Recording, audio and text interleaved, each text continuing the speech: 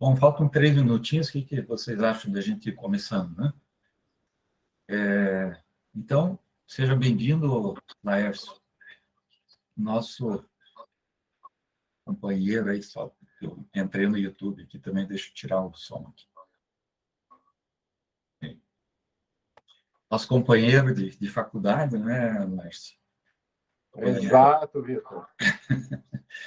Isso é muito bom ter você aqui conosco.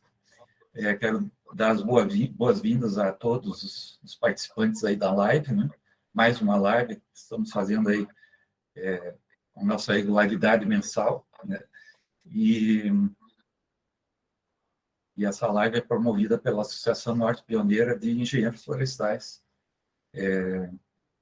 Nós, um grupo de engenheiros florestais, fundamos a associação em fevereiro, estamos em vias de regularização, e a nossa ideia é congregar os engenheiros florestais da região do Norte Pioneiro, vindo até Castro, Telêmaco Borba, toda essa região. Segundo dados do CREA, somente os engenheiros florestais com CREA na região são mais de 300. Então, a gente calcula aí que tem em torno de 600, alguma coisa assim, na região, né? E era uma região carente de participação, assim, dos engenheiros. Eu vou pedir para quem não... para os demais desligarem o microfone, por gentileza. Isso, então seja bem-vindo, Laércio. A gente está à tua disposição, temos até 9, 9h30 por aí para a gente conversar, ouvir as tuas experiências, e a palavra é sua, fica à vontade. Boa noite, pessoal. Bom, primeiramente, agradecer ao Vitor e ao professor Marcos, que eu conheci ontem, né, pelo convite. Eu, assim, gosto muito de fazer apresentações, mais ao vivo, né? Assim, live eu não tenho muita experiência, mas vou tentar fazer o meu melhor. Agradecendo a Ampef também, né? Que vocês também fundaram, né? Vocês estão de parabéns por essa Associação Norte Pioneira de Engenheiros Florestais. Então, como eu trabalhei a maioria da minha vida como melhoramento genético, silvicultura também, então eu achei assim bem oportuno trazer uma apresentação para vocês que eu já fiz assim em várias oportunidades, porque é uma apresentação clássica de hibridação e clonagem de eucaliptos. E já fiz essa apresentação nos Estados Unidos, na Indonésia, em vários locais aí. Então, eu vou pedir para o professor Marcos me auxiliar para ir para o primeiro slide, depois da capa aí. Então, eu trouxe assim meu CV bem resumido, porque é chato, né, ficar falando, né? Mas só para vocês verem entender um pouco da minha trajetória. Eu comecei trabalhando em 88 no Colégio Florestal de Iratinga, que formava, acho que não sei ainda se está funcionando o colégio. Eu ouvi falar que eles tinham parado, depois voltaram. Eu acho que está funcionando, só que não tem um intensivo mais, é uma coisa assim. Bom, o Colégio Florestal de Iratinga, que forma técnicos florestais, e eu era gerente de produção da cooperativa dos alunos internos lá. E também eu era professor de silvicultura e viveiros florestais. Esse foi meu primeiro emprego. E a partir daí do colégio eu tive a oportunidade de fazer uma especialização na Alemanha. Eu fiquei 1 ano e meio na Alemanha pelos órgãos GTZ e DSE. E daí quando eu fui para a Alemanha, eu já fui meio assim inclinado a fazer uma especialização também em silvicultura e melhoramento genético. E foi o que eu fiz lá. Voltando da Alemanha, em 91, eu fiquei mais 6 meses no Colégio Florestal de Irati. Ingressei na Impacel, Indústria de Papel Araputi S.A., do Norte Pioneiro aí, né? Próximo de vocês. E essa foi a primeira empresa que eu trabalhei. Eu era coordenador de melhoramento genético. Vou passar bem rapidinho. Em 98, a Impacel, que era do Banco Bamiriz, acho que muitos de vocês lembram, ela foi adquirida pela Champion, e isso em 98, e no ano 2000, a Champion, que é uma empresa americana, foi adquirida pela International Paper. Daí, na International Paper, eu comecei a de cuidar do melhoramento genético, de ser responsável no Paraná, São Paulo, Mato Grosso do Sul, Minas Gerais e Amapá. Então, de norte a sul do Brasil, eu era responsável pelo melhoramento genético. Daí, nessa fase, não só de pinos, mas eucaliptos, né? Pinos e eucaliptos, as duas coisas. No Amapá também era plantado pinos, né? Pinos caribenha. Eu, quando saí da International Paper, eu fiquei um ano assim como consultor, como muitos de vocês aí são consultores, né? O Vitor também há muito tempo trabalha, né, com consultoria. E daí eu ingressei na Rigesa, que é Rigesa Celulose, Papel, Embalagens Limitada, em 2005, em 3 barras, né? E hoje em dia ela chama-se West Rock, mas ela é muito conhecida como Rigesa mesmo, né? E acredito que muitos de vocês aí conhecem a fama das sementes da Rigesa, né? Que ela vende para todo o sul do Brasil. Sementes de pinos, principalmente, eucaliptos também de alta qualidade. E eu posso dizer que eu participei aí, eu tive uma participaçãozinha aí nesse processo aí da Rigesa. Saindo da Rigesa, eu fui para Copener, na Bahia, em 2014, e fiquei um ano só na Copener. Lá eu era gerente de pesquisa, planejamento e silvicultura. E na época, é a BSC, Bahia Specialty Cellulose, e eles já tinham, já eram, como se diz, era um ramo de uma empresa da Indonésia. Marcos, pode passar? Próximo, por favor. E em 2016 eu fui para Indonésia, na Sinarmas Forestry. Sinarmas era a parte florestal, Asia Pulp and Paper era a parte industrial. Essa realmente foi a maior empresa que eu trabalhei até hoje em termos de área plantada, onde se plantava 200 mil hectares por ano. E tinha um pouco mais de 1 milhão de hectares plantados. Então, era uma empresa realmente muito grande. 43 viveiros, eu nunca tinha visto uma coisa igual. Assim, espalhados por várias ilhas da Indonésia, né? Alguns viveiros tinham que fazer viagens assim muito longas para conseguir acessar. Depois, em 2018, ainda na Indonésia, eu fui para uma outra empresa, chama-se PT Araya Bumi Indonésia. Assim, a matriz da empresa não é muito legal, né? Eu nunca fui fumante, porque é uma empresa que iniciou como um tabaco, né? Ela chama Jarum. Inclusive, eu já vi esse cigarro vendido no Brasil, esse Jarum. Só que eles estavam expandindo os negócios, e eles tinham basicamente 100 mil hectares de eucaliptos e acácia plantado. E eu fiquei um tempo lá, um ano e pouco também.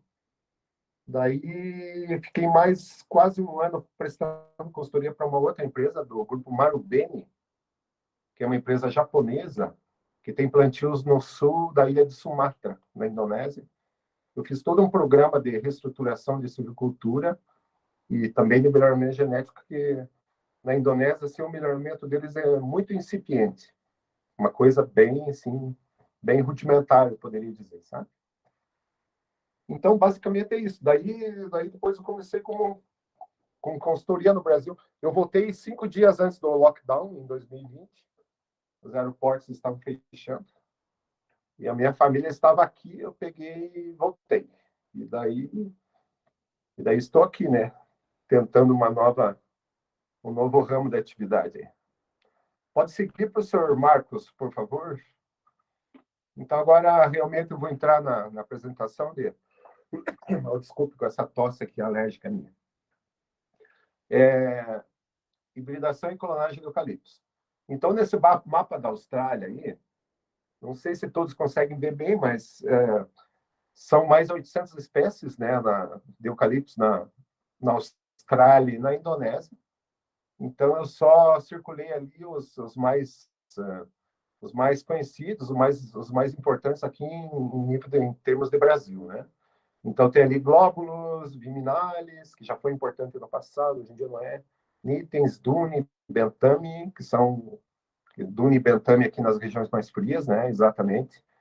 Daí já vou falar por que eles estão quase em extinção na Austrália. Grandes de Saligna, que são bem conhecidos, Pterichornis. E ali na Indonésia, basicamente, de Glupta e Urufila, que é muito conhecido.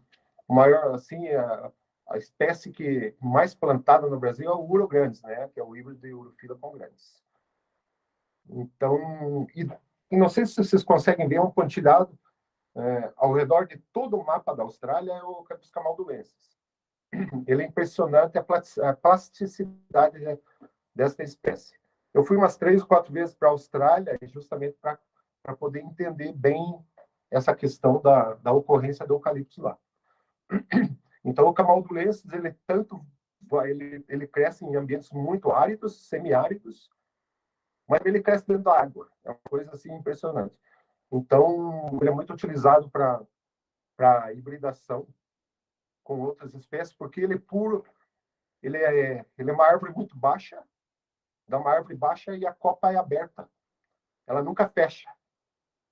Aí tem uma correlação com a silvicultura, porque o legal é que você planta a floresta, ele tem um arranque inicial bom, e a copa fecha e abafa o mato, né? Esse é o ideal. Então, o camaldulensis é sempre bom ter no sangue dele para essa questão de aridez, de baixa pluviosidade, principalmente. E daí só que você tem que hibridar com outra espécie que tenha rápido crescimento. Por exemplo, o Gran Can é bem conhecido, né? Granes com camalduensis. É uma espécie que ficou muito legal. Ele tem um arranque inicial bem forte, ele fecha bem a copa e bem interessante. Pode passar, Marcos. Eu falei que eu ia só comentar, acabei não comentando. Por que o Eucalyptus dune e Bentame estão quase extintos na Austrália? Eu visitei uma população de Eucalyptus Bentame na Austrália que tem 321 árvores. Eles sabem até o número de árvores, de tão pouca árvore que tem. Nos anos de 1800, quando os colonos o pessoal chegou na Austrália para colonizar, eles precisavam de áreas agrícolas para, né, subsistência. E eles escolheram solos bem férteis. E os solos bem férteis justamente eram os solos que ocorria Eucalyptus dune e Bentame. Então, por isso que eles quase foram extintos, por causa do desmatamento. Então, quando a gente vai plantar dune e Bentame aqui, lembre que eles gostam de solos férteis. Bom, aqui tem um esquema do gênero Eucalyptus, é bem legal esse aqui. Eu gosto muito de mostrar. Eu já vou direto ali para o subgênero Sinfilmyrtus, que é o mais importante para nós. Tem Diógenes, não é importante. Monocaliptus é só o Regnans. O Regnans não hibrida com nenhum outro. Dentro do Sinfilmyrtus, transversária e exertária. Transversária. Bensalina, Urufila pelita. Os Maidenaria. Aí Maidenaria são do globos, dunes, nitens, james, Gimilares, Mercury, Cipelocarpa. Esses Maidenaria são muito importantes para aqui no sul. Eles são mais tolerantes ao frio, né? Só que eles têm uma característica de baixa produção de semente. Os pomares demoram uma eternidade para começar a produzir semente. Enraizamento de estacas, no caso da clonagem, é terrível. Dificilmente você consegue um clone puro de alguma dessas espécies que consiga ter um bom enraizamento de estacas. Daí, só que tem também uma coisa, os Maidenaria são as espécies dentro dessa seção que eles têm uma qualidade de madeira muito boa. Tanto é que o Glóbulos é o campeão, né? O Brasil, assim, há uns 20 anos, começou a investir pesado no Glóbulos. Ele puro não sobrevive no Brasil. Ele sobrevive só em clima mediterrâneo, que seria verão seco. Nós não temos verão seco, né? Então, é uma espécie muito atacada por doenças fúngicas. Mas qual é a solução daí? A solução foi conseguir híbridos, para você ganhar em qualidade da madeira e solucionar esse problema da suscetibilidade a patógenos, né? Principalmente fungo. A seção exertária tem duas importantes, que é camaldulenses e tereticornes. Né? Coloquei. São exertárias e são mais tolerantes a déficit hídrico. Pode passar para o senhor Marcos, por favor. Aqui eu tenho um esquema bem legal, eu gosto muito. No primeiro eixo do X tem as condições climáticas ali, condições climáticas favoráveis, bem baixo, e você vai subindo condições climáticas intermediárias, desfavoráveis e extremas. E daí no eixo Y nós temos espécies puras, híbridos interespecíficos e intraespecíficos, e híbridos interespecíficos. Teoricamente, de maneira geral, mas não é uma regra geral. Quando você tem clima bem favorável, temperatura amena, boa pluviosidade, uma espécie boa, uma espécie pura de eucalipto aí vai se dar bem. Mas tem uma sobreposição ali, você pode ver naqueles círculos. Já para uma condição climática intermediária, seria híbridos intraespecíficos, que seria mais hibridação dentro da espécie, só com procedências diferentes. E para condições desfavoráveis ou extremas, seria aquela forma oval, cor-de-rosa, seria híbridos interespecíficos. Isso para condições climáticas mais extremas. Vou dar um exemplo de uma espécie pura que cresce bem na região Paraputi, que é o eucaliptos grandes. Lá não tem grandes sustos, né? Não tem geadas fortes, raramente tem. Tem solos relativamente bons, férteis, pluviosidade bem uniforme. O eucaliptos grandes ali é praticamente imbatível, é uma espécie pura. Já no sertão da Bahia, lá, você vai ter que ter um híbrido de outras espécies grandes com alguma coisa, grandes com camaldulense, grandes com brassiana, porque são condições de baixa pluviosidade. Isso de maneira geral. Pode passar? O próximo. Então, geralmente espécies puras de eucaliptos apresentam falta de uma ou mais características desejáveis, né? Isso geralmente. A hibridação combina todas as características desejáveis, tanto que você, né, saiba como escolher essas espécies para hibridar. A hibridação pode nos mover rapidamente para o sistema de produção clonal, plantios clonais. Porque ninguém vai produzir um híbrido e vai utilizar sementes híbridas, porque a variabilidade é altíssima, muito grande. Então, você vai ter uma floresta totalmente desuniforme. Então, desculpa, a ideia é hibridar, selecionar os clones, selecionar as melhores árvores, claro, e instalar testes clonais, e daí você multiplica via clonagem. Senão fica inviável. Pode passar.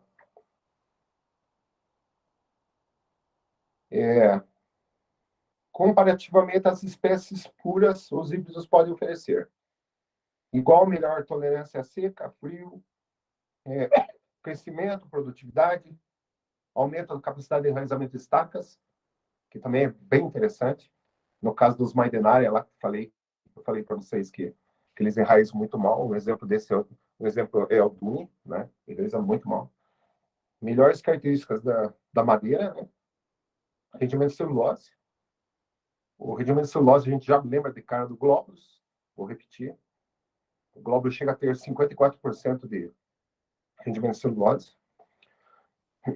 E maior adaptação aos solos locais e condições de drenagem. Então, os híbridos, você pode, combinando bem as espécies, você pode ter inúmeras vantagens. Pode passar, por favor. Aqui eu tenho algumas fotos, essa foto bem da esquerda aí, ele é na verdade, é uma área de produção de sementes lá na Empacel, quando eu trabalhei lá de Grandes, que eu estabeleci essa área. Aos 12 anos de idade, uma árvore caiu, e nós medimos, ela tinha 54 metros de altura. Em metros cúbicos, tinha 6 cúbicos de madeira, aos 14 anos. É uma coisa, assim, impressionante. Claro que era uma PS, né, desbastada, tinha 100 árvores por hectare, mas é uma coisa, o Grandes é impressionante. Daí, na foto do meio, ali nós temos os glóbulos e eucaliptos viminares. Depois de uma onda de frio, né? Uma geada muito forte que aconteceu. Vou tomar uma aguinha aqui, que quem sabe minha tosse acalma.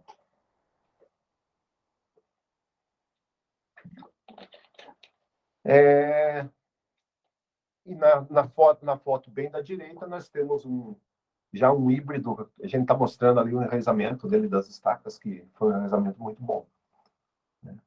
Então, bom crescimento, resistência ao frio, bom enraizamento e qualidade da madeira, isso tudo a gente consegue através de híbridos. Pode passar o próximo, por favor.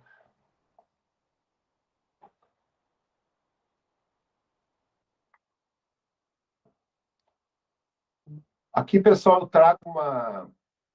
trago uma matriz de hibridação, que é basicamente o que eu já dei umas pinceladas, mas eu vou explicar ali. Nós temos as espécies na coluna esquerda: Grandes, Urufila, Camaldulense, Territicornis, Robusta, Resinífera, Pelita, Dune, Bentame, Glóbulos viminalis.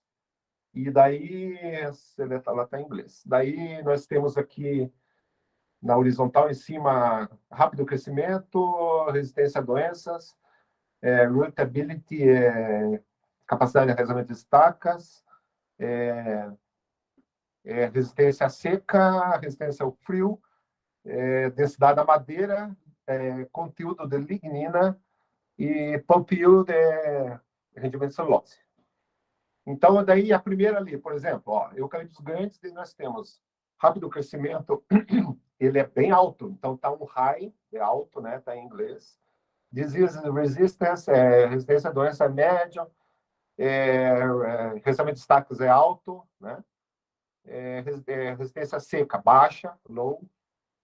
Resistência ao frio também é baixa. Densidade é baixa. Lignina é média. E média também é o pulp yield. Mas agora vamos pegar um extremo ali. Vamos pegar o glóbulos, ele não é bom de crescimento, né? Tá low. A resistência à doença também é baixa. Resistência de estaque baixo. Resistência seca médio. Frio médio. Daí a densidade é alta. Conteúdo de lignina baixo. Por isso que o glóbulos é tão bom. Baixo para lignina e alto para rendimento de celulose. Então, na verdade, isso aí é uma matriz que a gente pode se orientar na hora de escolher as espécies para hibridar, para a hibridação interespecífica. Bom, ali é porque eu mostrei lá na Indonésia, ali o Pelita, vocês estão vendo que está em vermelho as letrinhas ali, porque eu queria destacar que o Eucalyptus pelita lá é a espécie mais plantada na Indonésia. É uma curiosidade também. Para nós, não é uma espécie aqui no Brasil que ninguém fala, mas o que ela tem de alto ali é resistência a doenças, porque é um ambiente tropical, chove 3.000 milímetros, 3.500 milímetros por ano, então, e temperatura altíssima. Então o pelita, ele é uma espécie que tem boa resistência a doença. Só que daí o crescimento não é bom, assim, o fechamento das copas não é bom também. E o trabalho que eu fiz lá era hibridar a pelita com urugrandes, para fazer um tricross, que a gente chama, para pegar as características de crescimento do urugrandes e também assim, aquele arranque, o crescimento inicial quando você planta, é importantíssimo para a silvicultura. Então, essa é a ideia. Então, essa matriz de hibridação é basicamente isso. Se você tem algum dos colegas que está aí na live precisar disso aí, eu disponibilizo. Bem legal. Isso aí não é segredo, né? Isso é público, domínio público. Pode passar a próxima, por favor, Marcos. Aqui, ó, espécies tolerantes ao frio, que eu já tinha citado ali, Maidenária. Ali tem umas fotos de geada, ali uma região ali em Lages, no inseto. A foto bem à direita, embaixo, você vê uma floresta morta pelo frio. Esse é um Eucalyptus duni, porque a geada pegou ele bem novo e aí não resistiu mesmo. Pode passar a seguinte. Agora daqui para frente são mais fotos, até legal, não fica tão chato. Esse aqui é resistência seca, que eu falei da seção exertária. Camaldulense, Triticórnis brassiana. Quando você vai na Austrália, são essas árvores que você encontra, são árvores isoladas. Então, não são muito bonitas. Difícil você ver árvores bonitas, que são essas matrizes que a gente... No caso ali, a foto de Camaldulense. Essa foto lá da Austrália. Thetford. É uma experiência importante do Camaldulense para o Brasil. A Thetford foi uma procedência que adaptou bem o Brasil. Pode passar a próxima. Aqui, a foto é o seguinte: tem um clone da esquerda que está mais amarelado, que ele já está sentindo os efeitos da seca, e daí o clone da direita ele está bem mais verdinho, que é mais resistente. Pode passar. Aqui, foto da esquerda, híbridos de Camaldulense com grandes, eu já tinha falado do Grancana, é bem importante. E o da direita também Camaldulense com grandes. Esses aí são os que plantaram. Vou passar o próximo. Aqui um tricross, eu tinha comentado com vocês tricross. Urograndes com camaldulenses, é um híbrido bem interessante. Vocês podem... É excelente. Eu, assim, sou fã de que fecha assim, a foto e abafa o mato rapidamente. O camaldulense só não teria essa que eu comentei com vocês. Mas essa característica vem do Urograndes. E daí ele pega aquela característica do camaldulense que é resistir a déficit hídrico. Pode passar? Esse é o clone 1277, um clone antigo, já é até domínio público. Veja como ele é bem branco, né?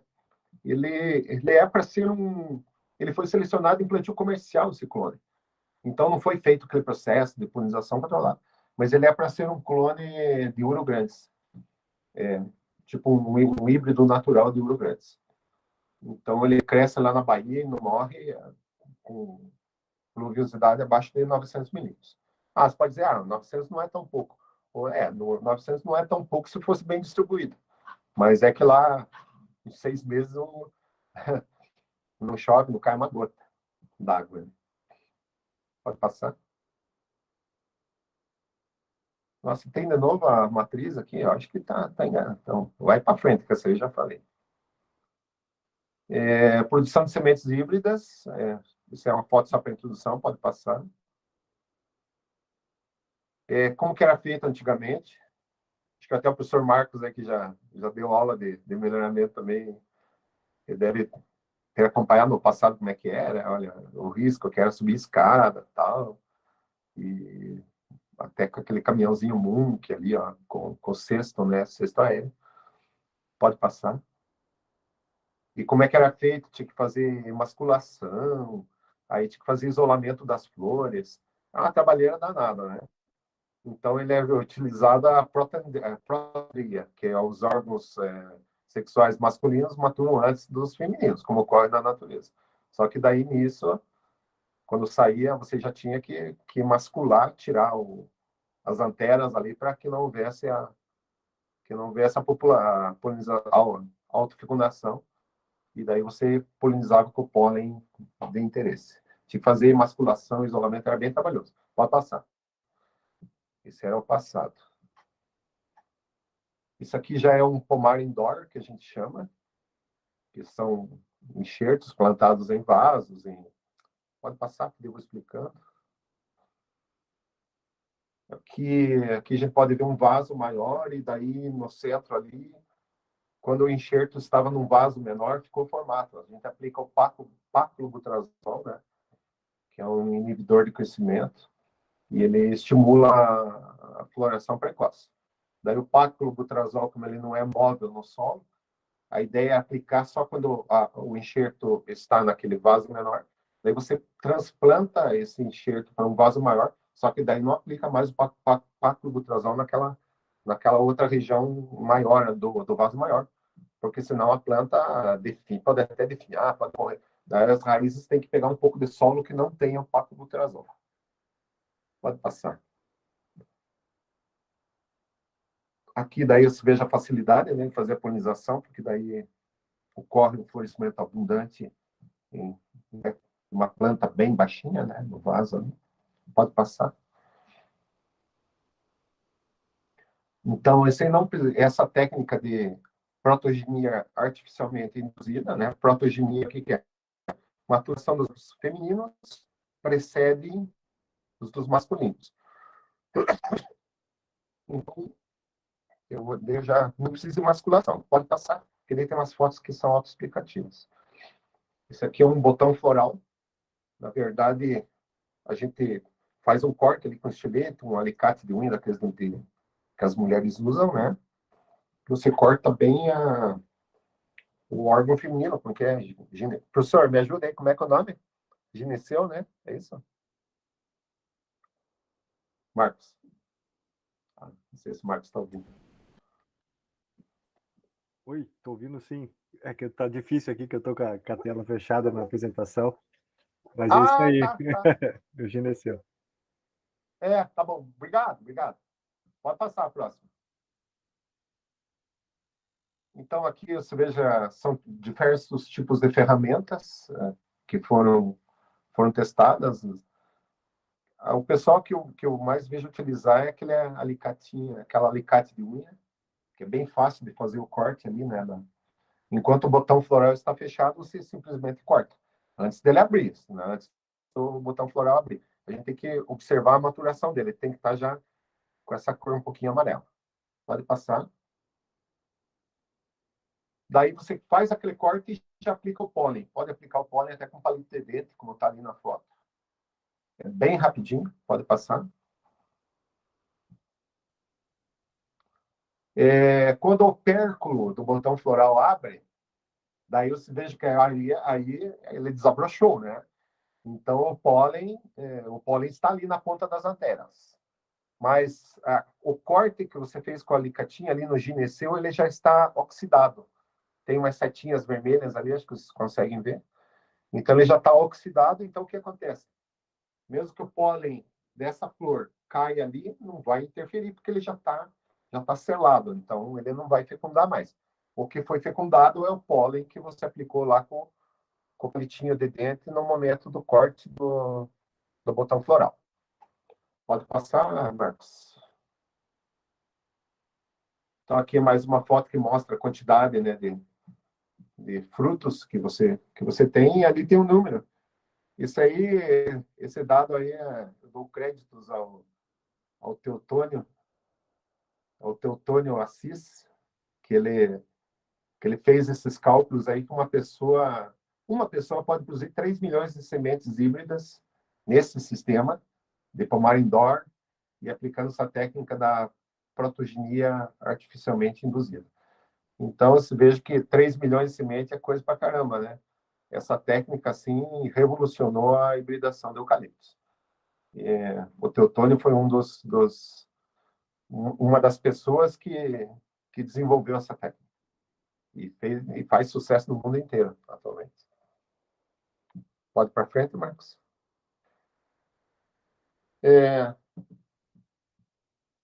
Essa tabelinha mostra aqui um trabalho que eu fiz em outra empresa, não vou citar o nome da empresa, mas é uma empresa conhecida, que estava produzindo híbridos de dune com outras espécies ali, ó. Pode ver com glóbulos, com grandes, com saligna, com urufila. E por quê? Por causa daquele problema do dune de enraizar muito pouco as estacas, né? Então, a gente está querendo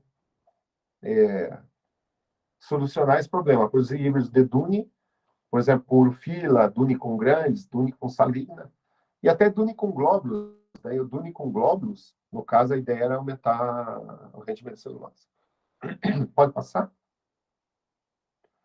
E aqui só tem as fotos de algumas árvores daí que foram selecionadas. Ó. Pode passar rapidinho isso aí, Marcos. Dune com glóbulos, eu vou falando. Aqui, dune com grandes. Pode passar. Já está feita uma anelagem ali também, eu vou comentar.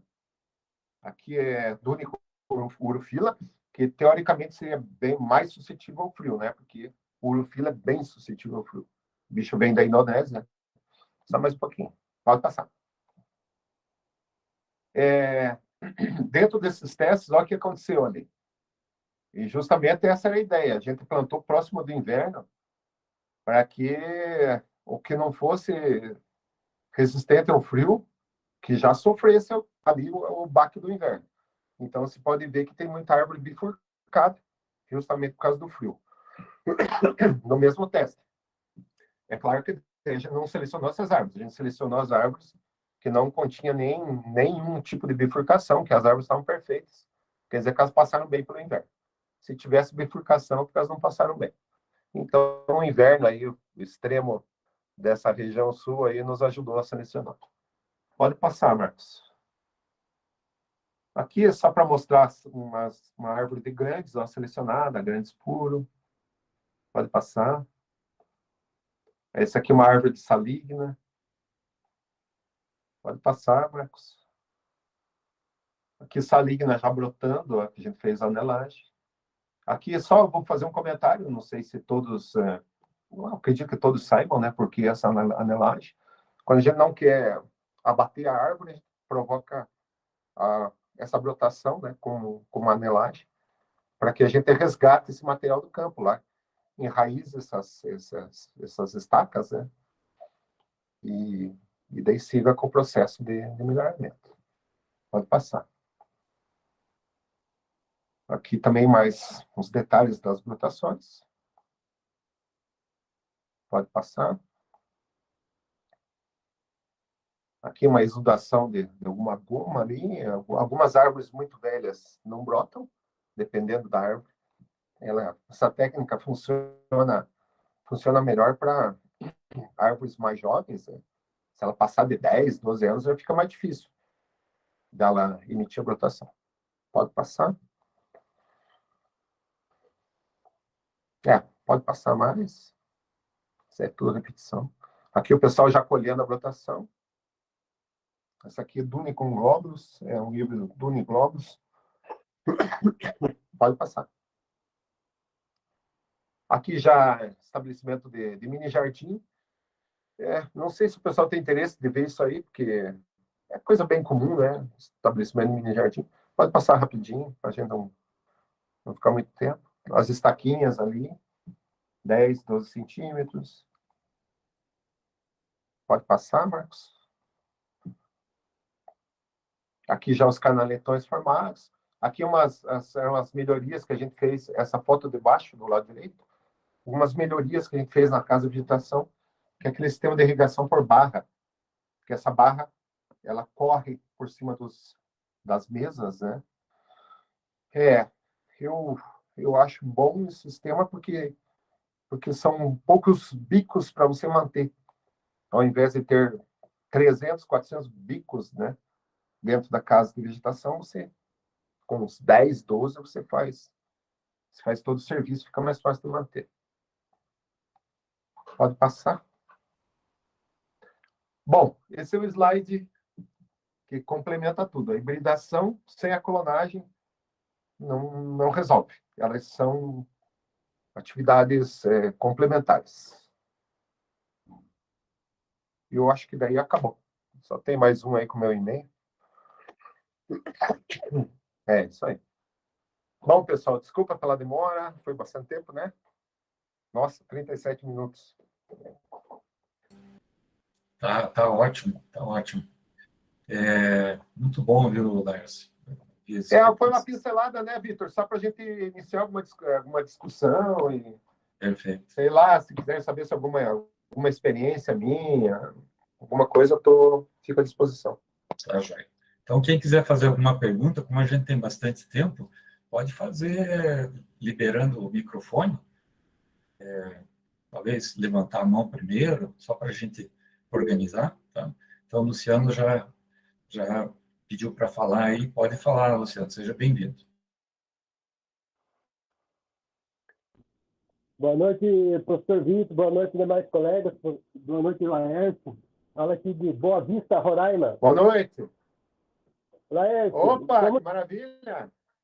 Como que você vê a expansão do eucalipto com a questão da base genética ser muito restrita, né? Porque hoje o Brasil está se expandindo a celulose no Mato Grosso.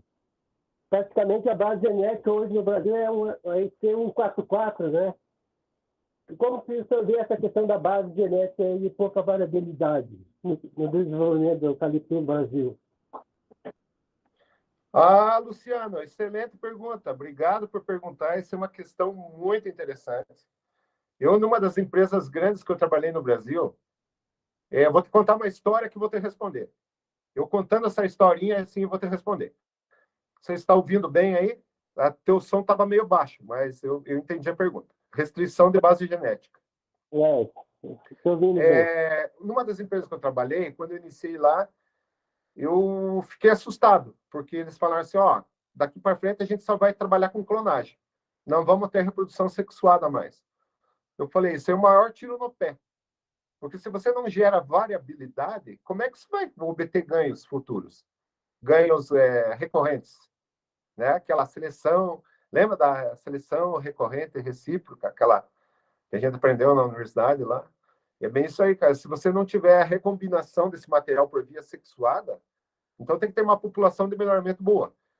O que é a população de melhoramento? Ela tem que ter um número efetivo populacional. Até o Celegem, que eu trabalho, né? Que é do professor Marcos Deon Vilela de Rezende, ele que criou juntamente com o professor Iga, da Embrapa, esse software ele calcula o número efetivo populacional. Então, para as populações de melhoramento, as empresas acabaram com as populações de melhoramento. Ela tem que ter um número. O que é número efetivo populacional?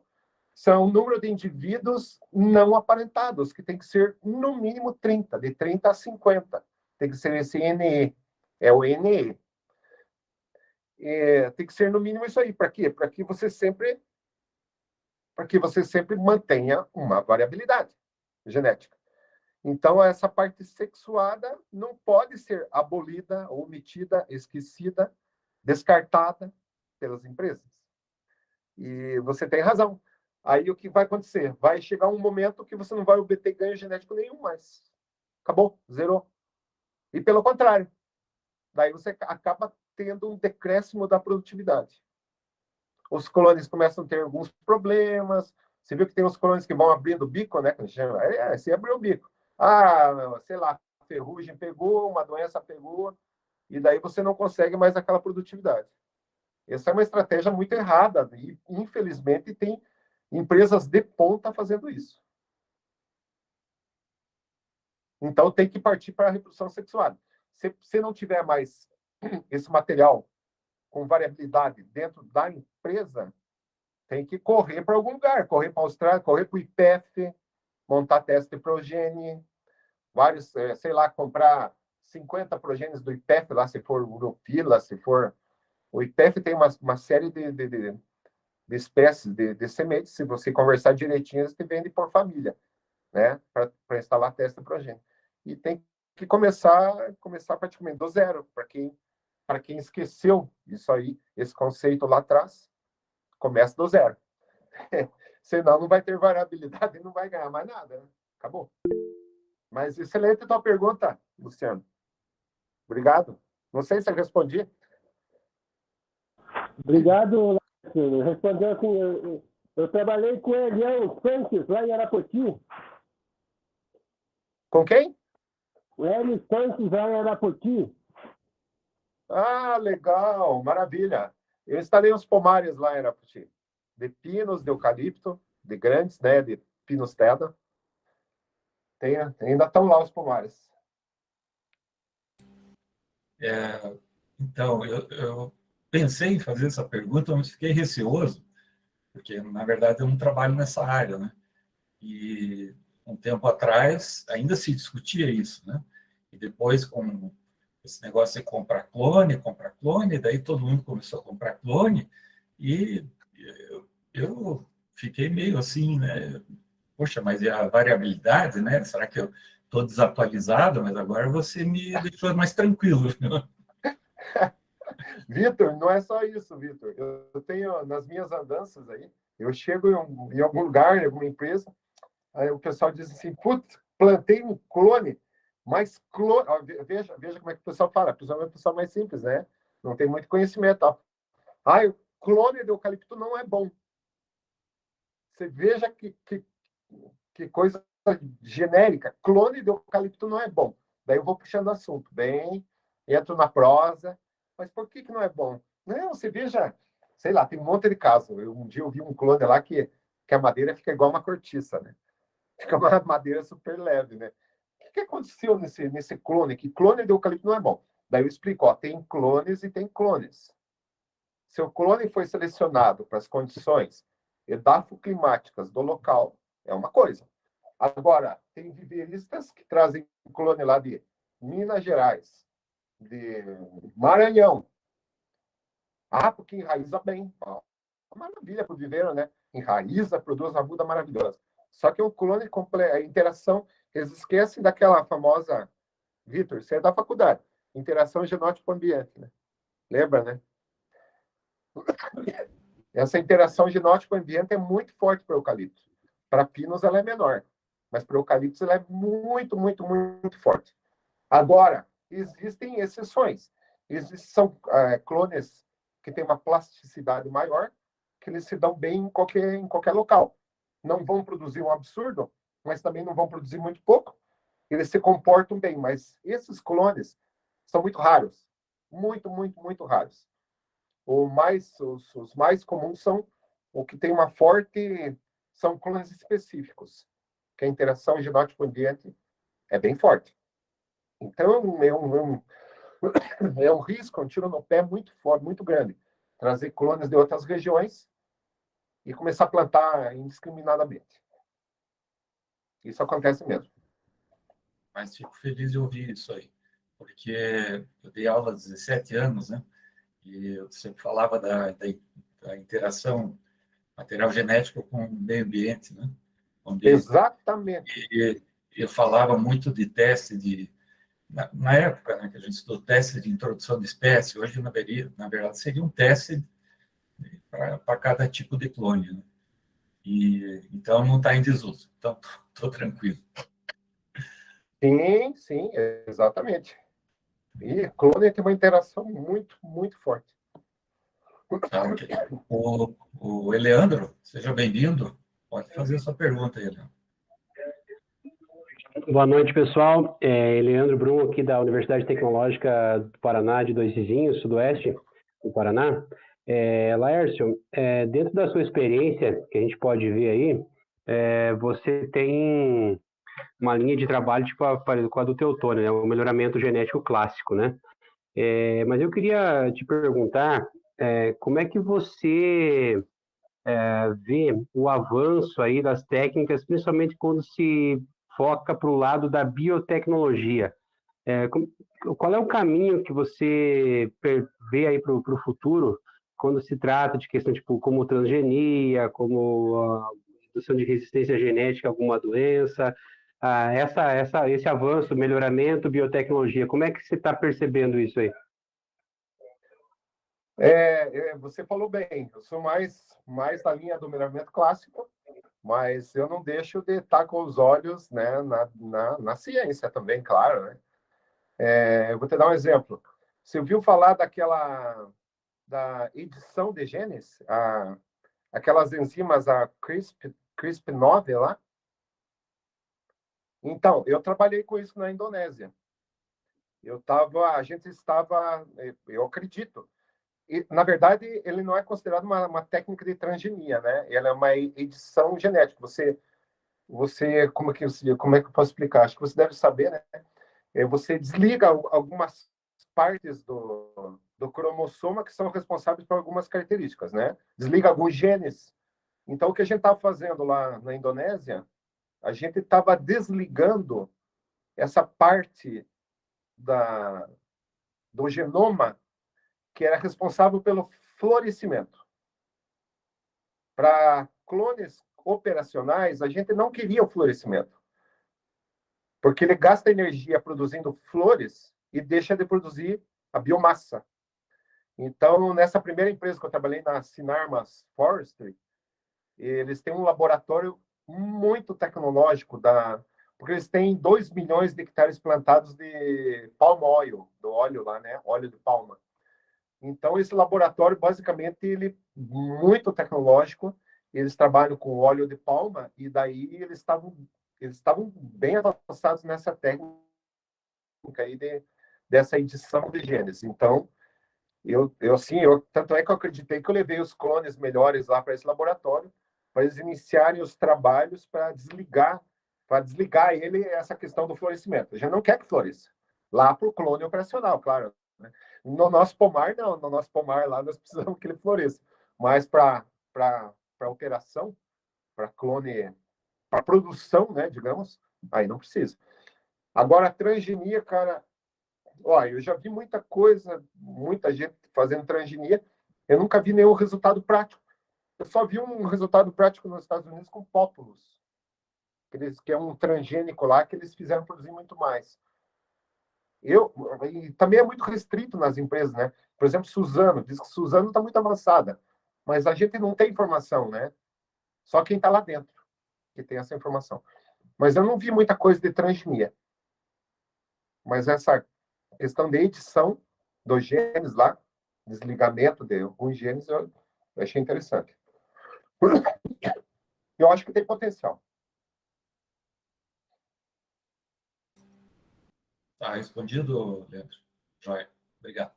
Perfeitamente, obrigado. Obrigado, Eleandro, né? Eleandro. À vontade, Marcos. Opa, parabéns, Laércio, aí pela apresentação.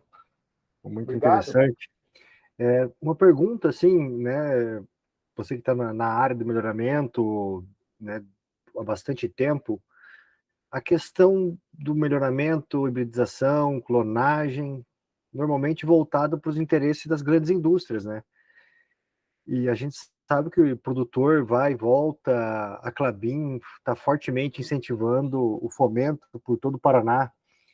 Eu sou natural de Maringá e nunca tinha ouvido falar da Klabin. Hoje você chega em Maringá, que é uma cidade agrícola muito forte, tem plaquinha lá, faça plantio de eucalipto e tal, né? E muita gente não tem interesse para celulose, né? Tem interesse para energia, biomassa, carvão, lenha e assim por diante, né? Ou mourões, né? Tomadeira com múltiplos usos, né? E nesse sentido, esse melhoramento que as empresas conduzem para o objetivo delas, quando eles querem propagar os plantios, né? Teria outras alternativas de espécie, clone, híbrido, não sei, assim, daí, né? Por onde partir, já que a gente está nessa restrição genética aí muito grande, né? O que teria de alternativas para tentar outros mercados, né? Olha, para múltiplos usos, né, digamos, né? Você tem razão. Esses clones aí, eles são muito direcionados para rendimento de celulose, né? Madeira, você vai cortar uma tora daquela, vai rachar a madeira, vai dar um monte de problema, né? Assim, para pequenos produtores, eu pegaria sementes da Embrapa e PEF, que tem um certo nível de melhoramento, mas são stereo, né, digamos. Onde você colocar essa semente, você não vai ter surpresa desagradável. E daí você pode manejar para o que você quiser. Eu pegaria a semente do IPF, que é uma instituição mega reconhecida. Embrapa, não sei se estão comercializando semente atualmente, mas também eles tinham vários pomares lá. Daí não é uma coisa Daí você pode plantar para múltiplos usos, né? Eu faria isso. Ou a gente fazer um consórcio aí e fazer alguma coisa para esse pessoal, né? Mas seria uma coisa mais... Para quê, né? Cada um tem um interesse, né? Fica difícil, né? Fica caro. Exatamente, né? Melhorar para Eles alguma... incentivam assim, vamos plantar eucalipto, mas eles vão fomentar o plantio para o interesse deles, né? Uma Suzano, uma Clabin. Então eles vão fornecer muda, vão fornecer todos os insumos para o interesse deles ali, né? E o produtor muitas vezes não sabe, né? Que o Urograndes, o caminho é um só, né? O Grandes. Exatamente. Exatamente. A não ser que esse cara seja um fomentado da própria empresa, entrega a madeira para a própria empresa que desenvolveu o clone, né? Também existe isso, né? Um programa de fomento, Uhum. né? Mas eu vejo muitos produtores aí agora nesse meu trabalho, e eles compram, por exemplo, pinos. Quando eu chego num talhão de pinos, eu já sei se a semente veio da Rigesa ou não. Só de eu bater o olho nas árvores, né? Daí eu digo, ei, rapaz, de onde você pegou essa semente? Essa muda? Ah, eu peguei do tal Viveiro. Eu falo, ai, ai, ai, rapaz. Devia ter, né, pego, né, mesmo que pague, eu explico para o pessoal. Se você pagar um pouquinho mais numa muda, que tenha uma qualidade maior, você vai lucrar lá no final, porque você não está plantando para um mês, para uma safra igual a agricultura. Você está plantando para 15 anos, 20 anos, né? Então, se plantou coisa ruim, você vai ficar 20 anos com a coisa ruim, né? E eu tento explicar, faço a minha parte, o pessoal entende. Eu explico com jeitinho, né? Isso para pequenos produtores, né? E aproveitando aqui, então, para os pequenos produtores e esse múltiplo uso, o Pinus Eliotti, que ficou freado um tempo, tem estudos aí? Você que está numa empresa hoje que também atende o consumidor, produtor rural e tudo? Olha, eu tenho visto, nossa vida, eu vi um trabalho muito bom na RB, RB Resinas. É uma empresa que produz mudas e distribui, nossa, para o Brasil inteiro, mudas de Pinus Eliotti, mas daí melhorados para a produção da resina. Porque a resina está um preço muito bom no mercado atualmente e o pessoal está plantando demais ilhote. Então, RB Resinas é o nome da empresa. É isso mesmo. Eles têm um material genético muito bom, o trabalho deles é muito bom para aumentar a produção de resina por hectare, né? E a Rigesa também tem um material de Pinus Eliotti muito bom. É um pomar de 1,5 geração. Mas daí aquele pomar, eles não seguiram com o programa de melhoramento. Mas o pomar, esse de 1,5 geração, é muito bom. Uma semente bem confiável. Não tem erro. Não sei se respondeu aí, Marcos. Ok, tá certinho, obrigado. O Laércio, vamos mudar um pouco o rumo da prosa aí. Conta para nós como que é a silvicultura nesses países aí onde você trabalhou, visitou, se é alguma coisa semelhante à nossa, como que nós estamos aí em nível de operação, enfim, se a gente está na vanguarda, se a gente está um pouco atrasado. Em relação, Vitor, em relação à Ásia, assim o Brasil está anos na frente, sabe? Eles têm uma silvicultura bem incipiente, questão de preparo do solo. Todo o tempo nós tentamos implantar um sistema de subsolagem, foi impossível, eles não aceitam. Eles só querem fazer como eles fazem há 30 anos, que basicamente é uma escavadeira com uma garra. Eles fazem as covas, e quando eles fazem as covas, já dá um espelhamento ali na cova, né? Com aquela... Inclusive é bem legal esse nome aí. Eu aprendi um pouco do idioma local, né? Esse implemento eles chamam de cucumachan, que significa garra de tigre. Então eles fazem aquela cova E só que o restante do solo, com alto teor de argila, tem muito silt também, o restante do solo fica mega compactado. Então, a árvore, a floresta desenvolve enquanto a raiz está naquela parte revolvida. A hora que a raiz tenta sair fora daquela cova, ela não sai. E ela fica dando voltas ali.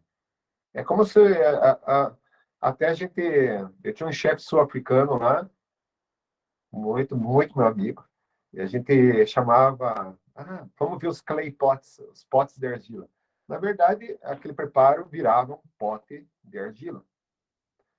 E daí você imagine, 3.000 milímetros, 3.500 milímetros. Temperatura de 30 e poucos graus o ano inteiro. O fungo comendo solto e a planta dentro de um vaso de argila, o que vocês imaginam que é o resultado? Doença, né? Primeira coisa. E era muito difícil colocar na cabeça deles também que o estresse, a planta fica suscetível aos patógenos, né? Isso é muito claro. Nós descobrimos, a empresa tinha mais de 1 milhão de hectares plantados. Nós descobrimos que em algum momento alguém fez um talhão, plantou um talhão com subsolagem meio rudimentar, mas era subsolagem. Era um trator de pneu. E o solo lá não era tão argiloso, era um solo assim com uma textura mais indo para o arenoso. E fizeram uma subsolagem. Cara, mas deu uma diferença assim gritante. Daí a gente queria levar os responsáveis da silvicultura, que eram os locais lá. Vamos lá ver aquela floresta. Capaz, os caras não iam de jeito nenhum. Não queriam ver. Não queriam ver. Acho que talvez para... Sim, daí agora já não sei, né? O motivo. Talvez porque daí tinham medo de eu personalizar uma coisa diferente do que eles faziam. Alguma coisa assim. Mas veja como a subsolagem interfere muito, porque daí você quebra todo o solo, né? Ainda mais se tiver um clipper que tem aquela asa de andorinha, né? Que vibra e tal. Eu tenho uma experiência também... Então, isso foi em Indonésia, mas tem muito a ver com o Amapá. Quando eu trabalhei no Amapá, no início, aquele eucalipto não crescia nada. Quando vinha o período de chuvas no Amapá, virava só aqueles troncos sem folha, porque o cilindrocládio atacava. E o que tinha no Amapá? Um solo com concreções de ferro, né? Petroplintosolo concrecionário. É um solo passado. E tem aquele impedimento, aquela camada de impedimento. Como é que viabilizou o aumento da produtividade no Amapá? Uma subsolagem com trator D8, com 1,20 m de profundidade. Quando o D8 passava, ele vibrava tudo. E arrebentava aquele solo, aquela camada de impedimento. Daí, por exemplo, de 18 metros cúbicos por hectare ano, no Amapá, só com essa subsolagem foi para 35, digamos. Dobrou. Só com essa subsolagem profunda. Então é isso. E daí a questão do Amapá, eles achavam que colocando mais adubo daí ia resolver o problema. Daí eles fizemos um benchmarking. Basicamente, eles colocam lá o dobro de adubos por planta, o dobro de fertilizantes por planta, comparado com o Brasil. Daí você acaba adubando o mato, né? É isso que acontece. Basicamente, esse é o resumo, assim, sabe? Então, olha, merecíamos uma subsolagem lá, cara, e a produtividade para aumentar e muito, sabe? Mas tem algumas outras empresas que eu conheço lá que já estão fazendo. Eles compraram aquele equipamento Savana, só que tem que puxar com um baita trator, né? E às vezes eles não querem investir nesse maquinário, né? Mas tem a empresa, eu posso falar, uma empresa de ponta lá, a April, não trabalhei nessa. Essa empresa faz subsolagem, tá já com uma produtividade bem alta. Tem os brasileiros que trabalham lá, o Adriano, meu amigo, o Júpiter, estão trabalhando lá e o troço está indo bem. Mesmo com a sazonalidade de chuva. Lá chove direto, né? Lá chove direto. Tá. Lá chove direto, mais de 3.000 milímetros por ano, né? Troço lá olha, para você achar um período para você colher, para não compactar o solo, é bem difícil. Tá sempre chovendo, né? Ok. Eu tenho mais uma pergunta. Então, pela tua explanação aí, eu já até estou intuindo a resposta, mas se fala muito que existe lá o potencial genético do eucalipto, né? E existe até onde nós estamos conseguindo fazer com que a planta atinja esse potencial genético. E eu já ouvi falar de que a gente estaria aí ainda em torno de 50% de todo o potencial de produção, né, de madeira que o eucalipto tem. Já ouvi falar, gente falando que o potencial seria em torno de 150 cúbicos por hectare ano, que hoje a gente está em 70, alguma coisa assim. Mas agora você explicando toda essa questão da hibridação e etc., aí, a clonagem, eu acho que já responde a pergunta, né? Pois é. Olha, assim, as maiores produtividades que eu vi foi na sul da Bahia. Na Bahia Sul, condições ideais, alguns talhões, né? Se falar em média, não. Se falar em média, não. Mas alguns talhões lá chegavam a 100 metros cúbicos por hectare ano. Mas, em média, na empresa, não. Porque era um site muito específico. Muito específico. Então, eu acho, olha, se manter uns 45, 50 aí tá mais que bom. O duro é manter, né? E daí... O duro é manter, você vai exaurindo o solo, tem toda essa questão, né? Uma rotação em cima da outra. E o troço vai... Não é fácil manter. Daí, haja trabalho com melhoramento para conseguir materiais, digamos, que tenham maior taxa de conversão, que como menos e produz mais. É difícil, não é fácil. Mas com toda essa tecnologia que a gente usa aí de conservação de solo, de operações florestais voltadas para essa questão da conservação, você acha que ainda assim a gente corre o risco de não estar a produção cair num decréscimo, assim, utilizando o mesmo material genético? Você acha que a gente está exportando muito mais nutrientes na madeira do que ela está recompondo ali o ambiente? Eu acho difícil manter o solo com aquelas características, né, Vitor? Eu não sou doutor em solo, não sou especialista em solos, né? Mas, assim, por exemplo, o professor Stapp, eu vi muitos trabalhos dele, trabalhei junto com ele em alguns programas. O professor Stapp é referência, né? Ecofisiologia, o professor Iga é muito bom também. Olha, eu acho difícil porque você mexe com microbiologia do solo, você está sempre passando por alguma máquina, você está sempre interferindo. Lembra que antigamente falava, o Pinus Teda não responde à adubação. Sempre falavam isso. Atualmente as empresas estão fertilizando o Pinus Teda, porque senão o solo não é o mesmo mais. Ele teve uma antropização, né? E compactação, máquina, redução de matéria orgânica, sei lá. Eu não sou especialista em solos, mas hoje em dia já o pessoal está fertilizando pinos. Beleza, acho que eu marco. Porque, veja, tirava uma mata nativa maravilhosa lá, uma sim. mata de araucária, aquela mata de embuia, aqueles solos profundos. Na primeira rotação, aquele solo já era um adubo para o pinos, né? É claro que daí você adubando um solo daquilo ou não adubando, o crescimento era o mesmo no final da rotação. Ainda mais uma rotação longa, né? Como era antigamente, né? De 20, 25 anos. Mas agora um solo mais alterado já não é a mesma coisa mais. Certo. Acho que o Marcos vai querer pegar um gancho aí nesse negócio da adubação, né, Marcos? Pois é, né, Vitor? A gente estava conversando aí nos últimos dias, né, em relação a isso. E a adubação para o pino está respondendo, né?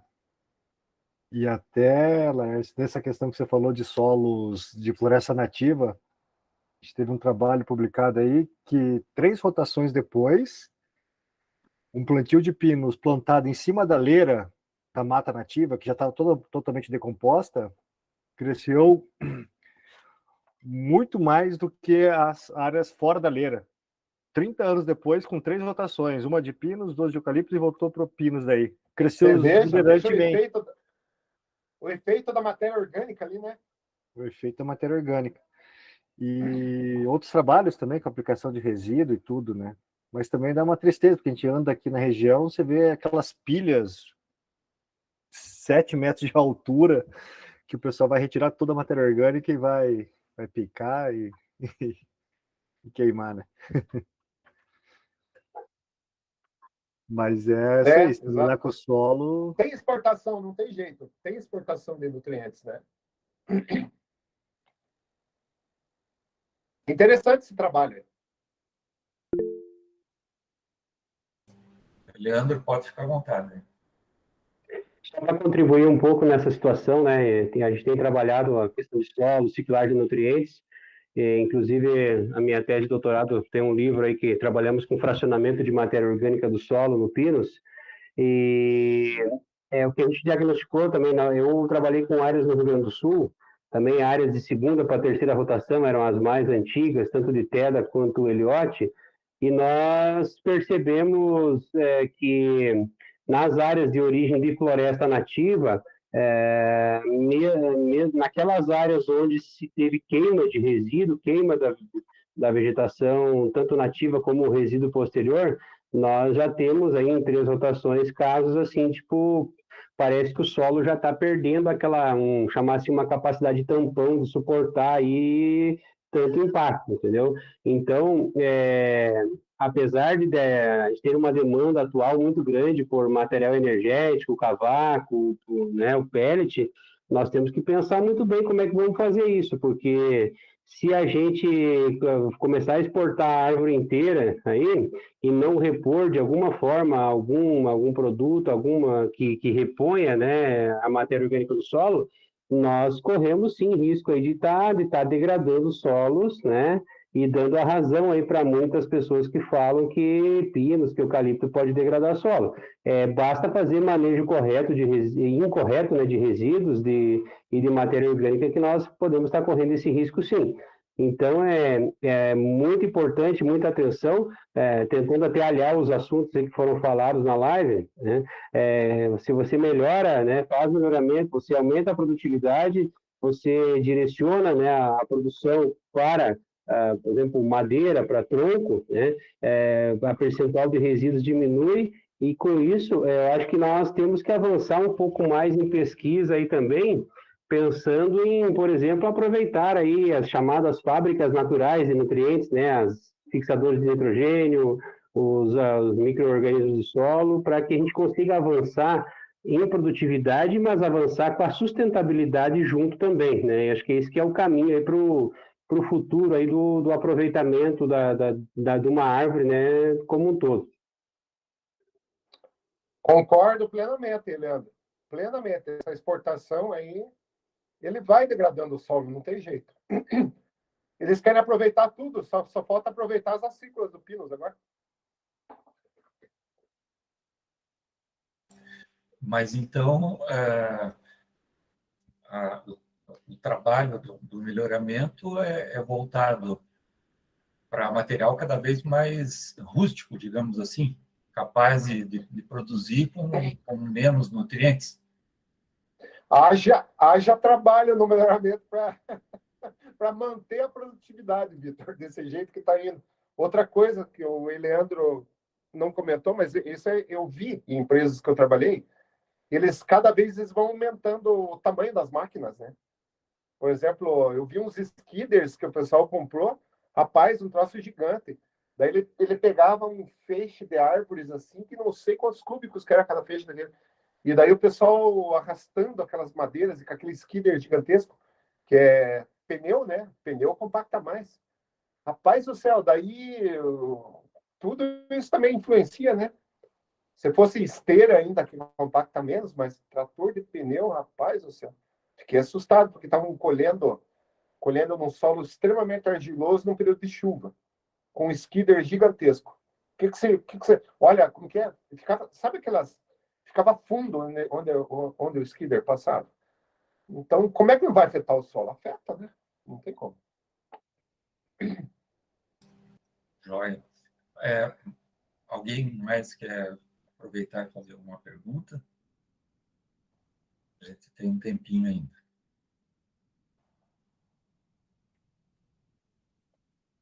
Ok, então, gente. Tá bom.